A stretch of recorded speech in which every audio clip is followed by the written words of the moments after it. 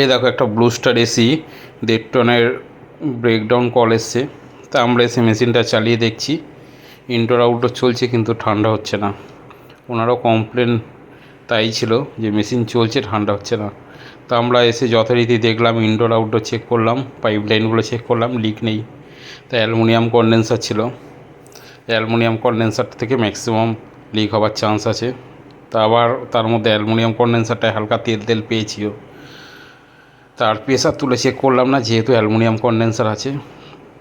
100-200% copper condenser লাগিয়ে দিলে ওখানে আর কোনো প্রবলেম হবে না। তা যাই হোক, আমরা দেখো আউটডোরটা খুলে নিচ্ছি, আউটডোরটা খুলে নামিয়ে নিচ্ছি, নামিয়ে ভালো করে সার্ভিসও করে দেবো। আর তখন কপার কনডেন্সার এনে লাগিয়ে দেবো, মাপটা নিয়ে নেব। তা কাজটা দিনের দিন করে দিচ্ছি, কেননা পরে করা মানে আবার কাস্টমারও এই গরমের মধ্যে ওয়েট করতে পারবে না। তা একটু রাত্রির হয়ে যেতে পারে কাজটা করতে। পুরো ডিটেলস কতটা আমি দেখাতে পারবো খুলে দেখাতে বলতে পারছি না, তবে স্কিপ করো না, যতটুকু পারছি তুলে ধরছি ক্যামেরার সামনে। আর যদি কখনো কোনো কিছু জানার থাকে অবশ্যই প্রশ্ন করো, আমি উত্তর দিয়ে দেবো। তা অলরেডি দেখো আমরা নাটগুলো খুলে নিচ্ছি, খুলে নিয়ে মেশিনটা নামানোর ব্যবস্থা করছি। তা তোমরাও যখন বেখাপ্পা পজিশান, তবে তোমরাও যখন করবে মেশিন নামিয়ে নেবে এরকম কোনো পজিশান থাকলে, কারণ ওখানে দাঁড়িয়ে আমাদের কনডেন্সার চেঞ্জ করা খুব টাফ হয়ে যেত। তা দেখো এরকম আমরা মেশিন নামিয়ে মেশিন খুলে টুলে মাপটা নিয়ে নিচ্ছিলাম কনডেন্সারে। তো অলরেডি কনডেন্সারটা মাপটাপ নেওয়া হয়ে গেছে, কনডেন্সারটা আনতে দিয়েছি একজনকে। আর আমরা ততক্ষণে মেশিনটা খুলে ভালোভাবে সার্ভিস করে দিচ্ছি। তা দেখো কীভাবে কি করছি। তবে তোমরাও যখন কনডেন্সার রিপ্লেসমেন্ট করবে, করে যখন কপার কনভার্ট করে অ্যালুমিনিয়াম টু কপার যখন জায়গাটা আসবে, তা তোমরা চেষ্টা করবে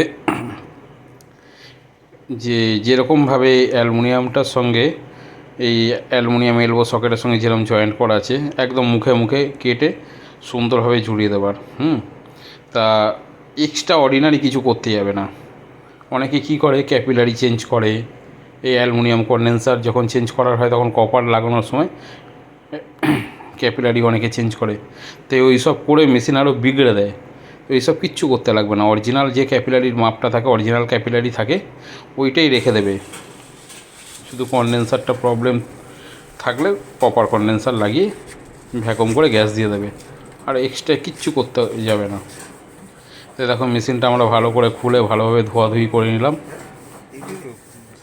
তা অলরেডি আমরা এসছি খুব বেলাতে।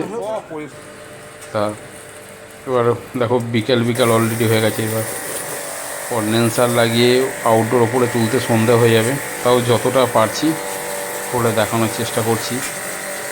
এই ভালো করে আমরা আউটডোরটা সার্ভিসও করে নিলাম। বলতার চাক ছিল ভেতরে, একদম মেশিনটা যখন ভালোভাবে খুলেছি ভালোভাবে সার্ভিসটা করে নিলাম। ইনডোরটা অলরেডি করা হয়ে গেছে, ইনডোরটা দেখানোর মতন কোনো মৌকা পাইনি তোমাদের, ঠিক আছে। মেন কাজ যেহেতু আউটডোরটা, সার্ভিস তো আমার অনেক দেখিয়েছি, তবে ইনডোরটা নিয়ে ওই কারণে আমি ভাবলাম থাক, ইনডোর আর সার্ভিস কী দেখাবো। দেখো অলরেডি আমার আউটডোর হয়ে গেছে। এবার কনডেন্সার সেটিং করব। এই কনডেন্সারটা বসালাম, এইটা আমার মতো বলে এইটাই বেটার আছে। এই কনডেন্সারটা বসিয়ে এবার দেখো কীভাবে কী করছি।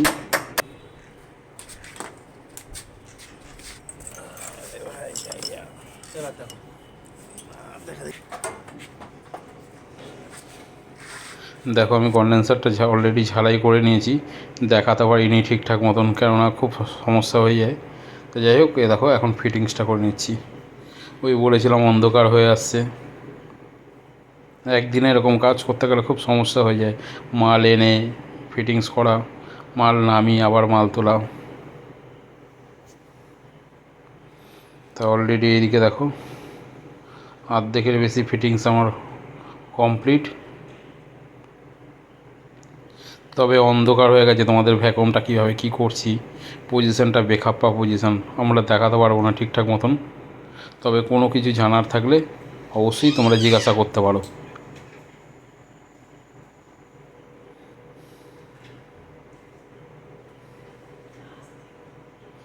এই অলরেডি ফিটিংস এইদিকে হয়ে গেছে।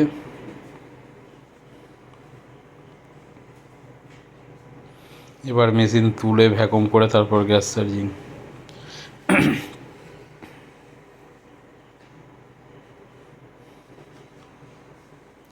এই অলরেডি আমাদের এইদিকে ফিটিংস কমপ্লিট।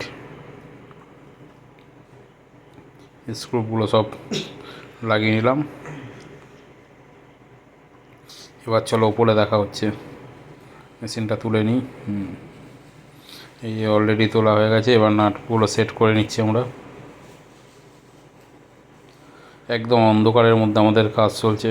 এখানটা এমন একটা পজিশন, কোনো আলো নেই, এই মোবাইলের আলোই আমাদের রক্ষা করছে।